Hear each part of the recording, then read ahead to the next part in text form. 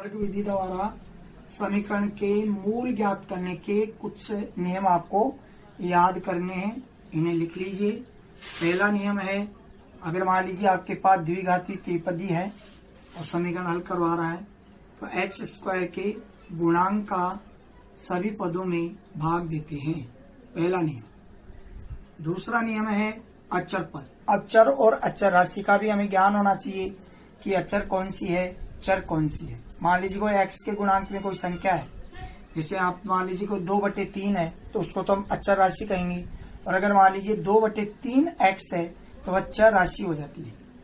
तो हमें अचर पद वाले जो होते हैं उसको पक्षांतरित कर देते हैं, यानी दूसरी तरफ ले जाते हैं, दाएं ओर ले जाते हैं।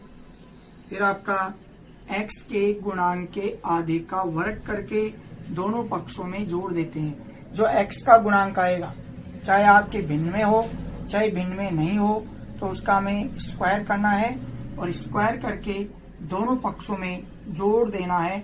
उसके उपरांत ही आपको एक पूर्ण वर्ग संख्या प्राप्त होगी। इस प्रकार बायां पक्ष पूर्ण वर्ग बन जाता है। जो बाएं ओर तुम्हारी संख्या होगी वो हमेशा, जैसे a + b का होल स्क्वायर, a - b का होल स्क्वायर, जब हम इन सर्व समीकरणों का विस्तार रूप करते हैं तो उस विस्तार रूप में आपको बायां पक्ष पूर्ण रूप से प्राप्त हो जाता है। जब बायां पक्ष हमें पूर्ण वर्ग में प्राप्त हो जाता है तो उसके बाद हमें दोनों पक्षों का वर्गमूल लेते हैं। जब दोनों पक्षों का वर्गमूल लेते हैं तो वर्गमूल लेने के बाद हमारे पास जो दाएं पक्ष है उसका प्लस और माइनस दोनों में वर्गमूल की संख्या प्राप्त होगी। तो हम बाईं ओर का जो हमें पद प्राप्त हुआ है उसको दाएं ओर के दोनों मानों के बराबर अलग अलग लिख करके और x का मान ज्ञात कर लेना होता है। अब हमें इन नियमों को फॉलो करते हुए, इनको याद रखते हुए हम पहले सवाल का आपका पहला हल कर रहे हैं। आज की कक्षा में हमें पूर्ण वर्ग बनाकर समीकरण हल ज्ञात करना सीखेंगे। तो आपका अध्याय 3, इसमें 3.4 आपका अभ्यास है। इसका क्वेश्चन नंबर 1, उसका पहला 3x² - 5x + 2 = 0 है। हमारे पास इसमें दो पक्ष हैं, इसको बाएं पक्ष कहा जाता है, इसको दाएं पक्ष कहा जाता है, left hand side and right hand side. ऐसे समीकरणों को जब हम पूर्ण वर्ग बनाकर हल करते हैं तो x² के गुणांक का सभी पदों में भाग देते हैं। पहली बात यह आपको नोट करनी होगी कि x² के गुणांक का सभी पदों में भाग देंगे।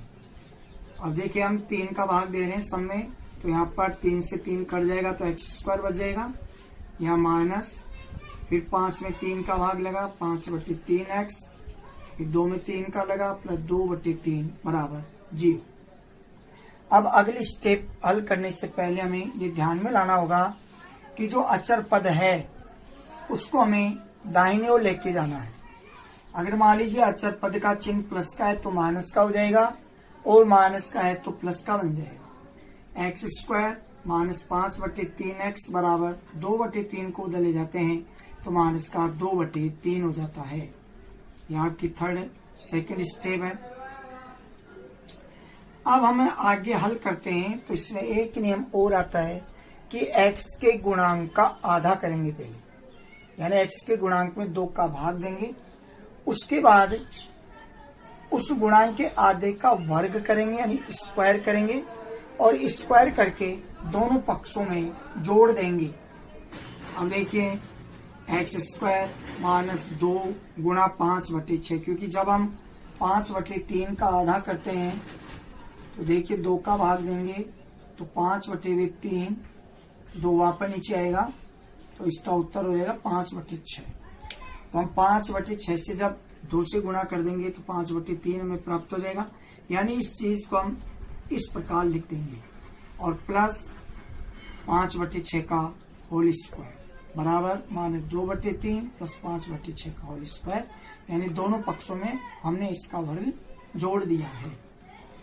अब ये जो स्टेप है ये पूर्ण वर्ग है।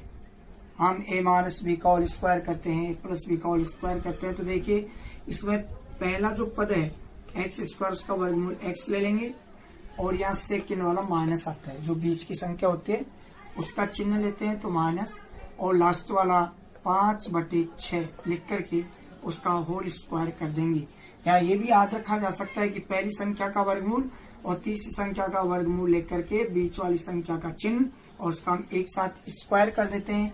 जब इसको हल करते हैं हम वापस, यानी इसका विस्तार करते हैं, तो हमें यही पद प्राप्त होते हैं। बराबर -2/3 प्लस 5 का वर्ग करते हैं तो 25, 5 25, 6 का करते हैं 6 6 36, यानी 6 को 6 से गुणा किया 36, तो -2/3 प्लस 25/36। x -5/6 का whole square as it is चलता रहेगा। बराबर इधर हम लघुत्तम लेंगे, 3 और 36 का लघुत्तम 36 आता है। हम जानते हैं कि 36 में 3 का पूरा पूरा भाग जाता है और 36 भी अपने आप में संख्या हो रही, तो 36 का भाग जाता है, इसलिए बड़ी संख्या 36 लेंगे।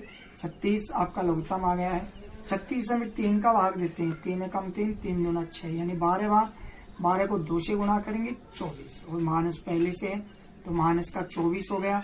प्लस 36 में 36 का भाग देंगे, एक बार जाता है, 1 को 25 से गुणा करते हैं तो 25 प्राप्त होता है।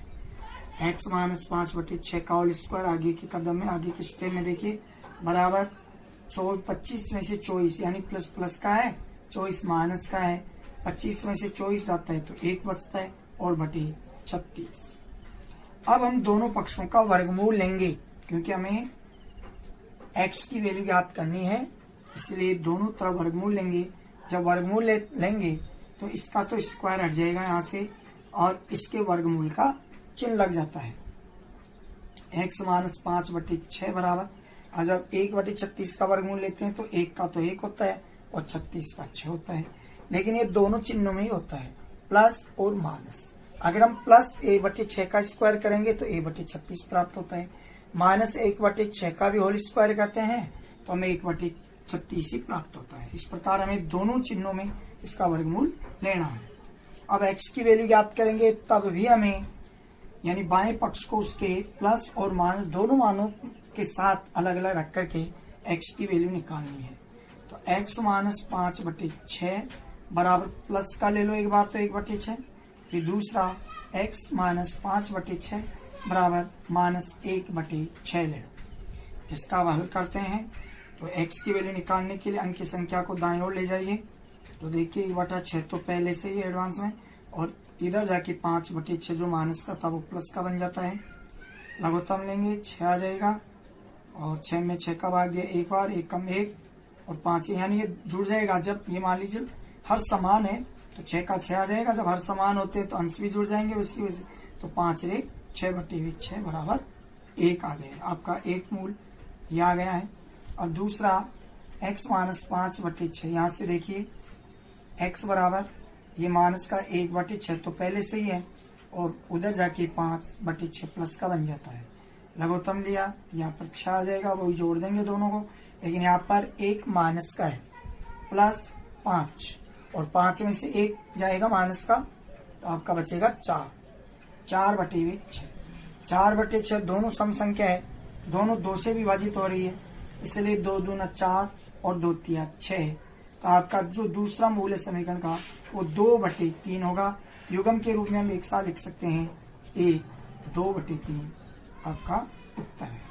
गृह कार्य में आपको क्वेश्चन नंबर 1 के सभी प्रश्न करने हैं।